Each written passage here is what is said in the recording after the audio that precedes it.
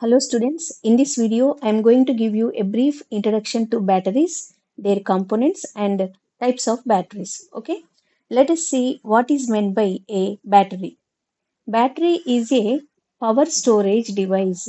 Battery is a power storage device, or we can call it as an energy storage device. Battery is a power storage device or it is an energy storage device. So battery stores chemical energy and converts that chemical energy into electrical energy through a chemical reaction. Battery stores chemical energy and converts that chemical energy into electrical energy through a chemical reaction. Okay. Let us see the components of battery. Battery consists of four main components. Battery consists of four main components. They are anode, cathode, separator and electrolyte. Battery consists of four main components. They are anode, cathode, separator and electrolyte. That means battery is an electrochemical cell, right? Battery is an electrochemical cell. Remember, battery can be a single electrochemical cell or it is a combination of two or more electrochemical cells connected together. Okay. Let us see the construction of a battery. We know that battery is made up of four main components: anode, cathode, separator, and electrolyte. Anode is the negative charged electrode, and cathode is the positive charged electrode. Okay, and these two electrodes are connected through an external circuit or external wire. Okay, and inside the battery, these two electrodes are separated by a porous membrane. Inside the battery, anode and cathodes are separated by a porous membrane called separator. It is made of a polymer based or cellulose based compound. What is the role of this separator? The separator prevents direct contact between the anode and cathode while allowing the movement of ions between the electrodes. Okay. And what is the fourth main component?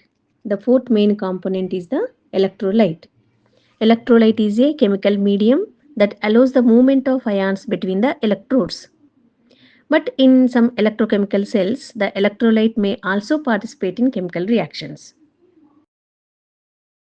And we know that oxidation occurs at the anode and reduction occurs at the cathode. So, electrons move from the anode to the cathode through the external circuit. And this electron flow is responsible for the generation of electricity in a battery. And next, types of batteries. There are two types of batteries, primary batteries and secondary batteries. Primary batteries are non-rechargeable batteries because the chemical reactions in them are irreversible. Okay, this means the reactants are converted into products and the products cannot be converted back into reactants. Therefore, chemical energy is converted into electrical energy only once. Okay. And examples for primary batteries are dry cells, like Leclanché cells, and lithium cells. Let us see secondary batteries. Secondary batteries are rechargeable batteries because their chemical reactions are reversible. That means the reactants convert into products. The reactants convert into products during discharge and the products convert back into reactants during charging process. Okay. For example, when the battery is drained or discharged, we can recharge it again, right? So during discharging, chemical energy is converted into electrical energy, and during charging, electrical energy is converted back into chemical energy. And examples for secondary batteries: nickel cadmium cell, lead acid storage cell, and lithium ion batteries. Okay, next, there is another class of batteries called reserve batteries. These are a special type of primary batteries which are designed mainly for emergency purposes, and they are commonly used in military and aerospace applications. Okay,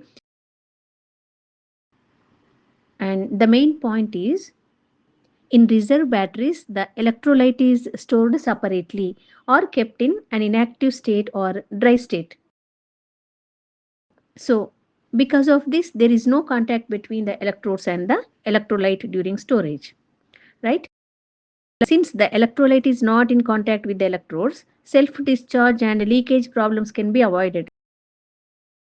And in emergency situations or whenever the battery is required, the seal is opened and the electrolyte is allowed to enter the active area of the battery.